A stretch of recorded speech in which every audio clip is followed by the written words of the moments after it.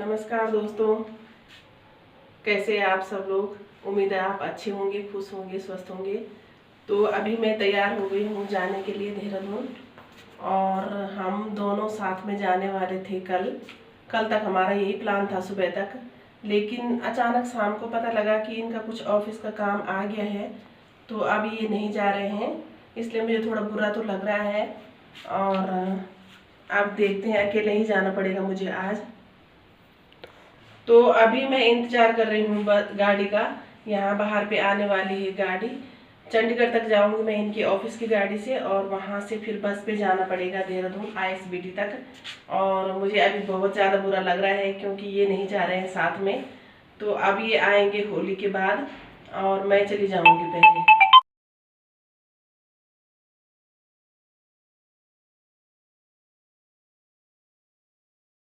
तो अभी है ना, मैं अकेली जा रही हूँ देहरादून, और इतना बुरा लग रहा था, इनको भी लग रहा था, मुझे भी लग रहा था। क्योंकि इतने टाइम से हमने यही सोचा हुआ था कि हम लोग होली के लिए साथ में जाएंगे, और इसीलिए मैं यहाँ पर अभी एक हफ्ते और रुकी थी। नहीं तो मैंने एक हफ्ते पहले ही घर चले जाना था। तो ये सोचा कि चलो यार साथ में जाएंगे तो अच्छा भी लगेगा, कहाँ मैं अकेली जाऊँगी। और इन्होंने भी यही बोला कि अब हम 5-7 दिन की बात और है और हम साथ में जाएंगे। तो जब इनकी छुट्टी अचानक में कैंसिल हुई ना, तो बहुत ज़्यादा बुरा लगा। तो सही बताऊं तो मुझे रोना आ रहा था। मुझे यही लग रहा था कि यार इंसान को ना पेट पालने के लिए पता नहीं क्या क्या करना पड़ता है।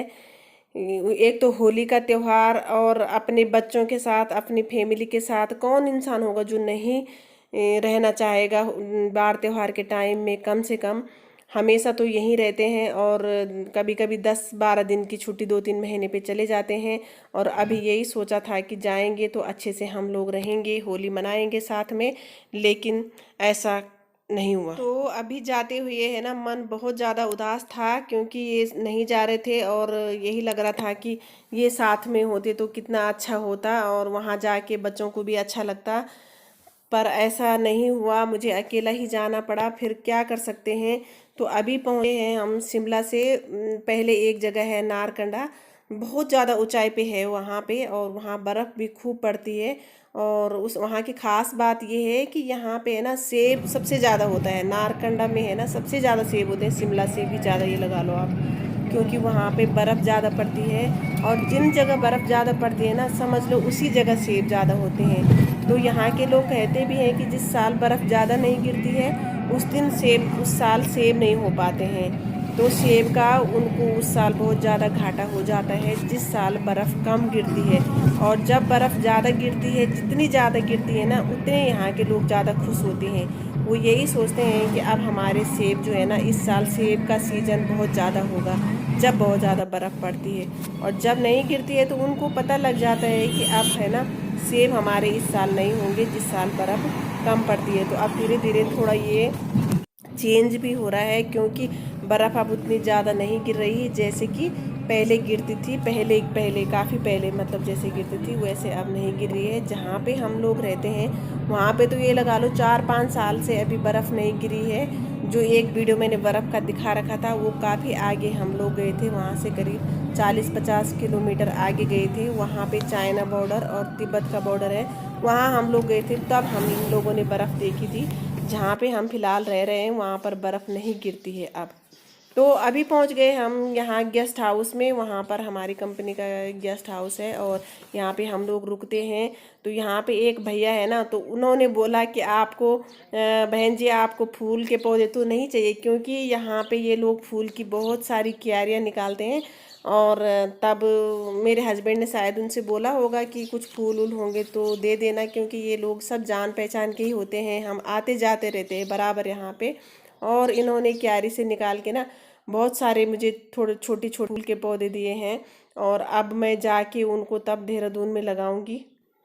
और अब हम यहाँ से फिर चाय पानी पी के फ्रेश होके तो यहाँ से फिर से चल दिए हैं। अभी करीब हम पहुँचेंगे 3 बजे करीब पहुँचेंगे चंडीगढ़।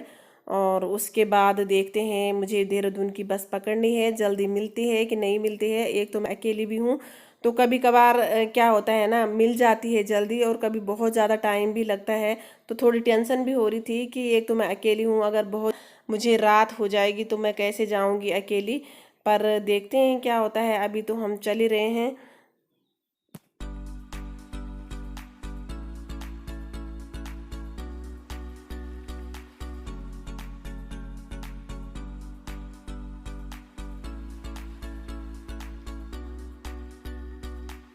तो अभी शाम के 3 बज गए हैं और चंडीगढ़ हम पहुंच चुके हैं।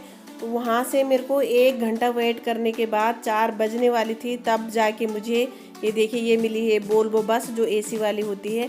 और इसमें हम बैठे और अच्छा ये हुआ कि वहाँ पे मुझे एक आंटी मिली और उनके एक बेटे थे, वो बेचारे बहुत अच्छे थे। उन दोनों ने मेरी बहुत हेल्प की, जैसे बैग वैग रखने में उन भैया ने मेरी बहुत हेल्प की। ये देखिए बगल में बैठिए।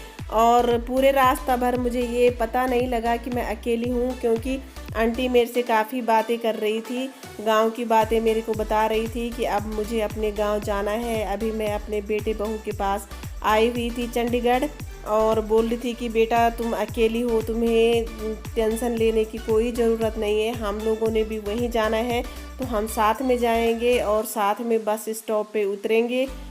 तो बस से उतरने के बाद हम लोग बैठे विक्रम पे, क्योंकि हमें कुछ दूर और जाना था और बस तो बस स्टैंड पे ही रुक गई थी।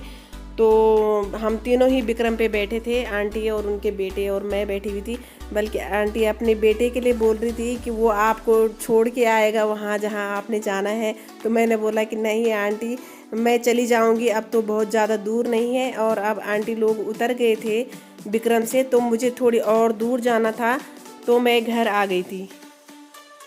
तो अब मैं पहुंच गई हूँ घर और टाइम हो गया है 9:30 बजे रात के। तो अब घर का हाल दिखाऊंगी मैं आपको कल की वीडियो में कि यहाँ क्या हाल हो रखा है, कितना गंदगी हो रखी है पूरे घर में। तो मिलूंगी आपको अगले ब्लॉग में, तब तक के लिए जय माता दी।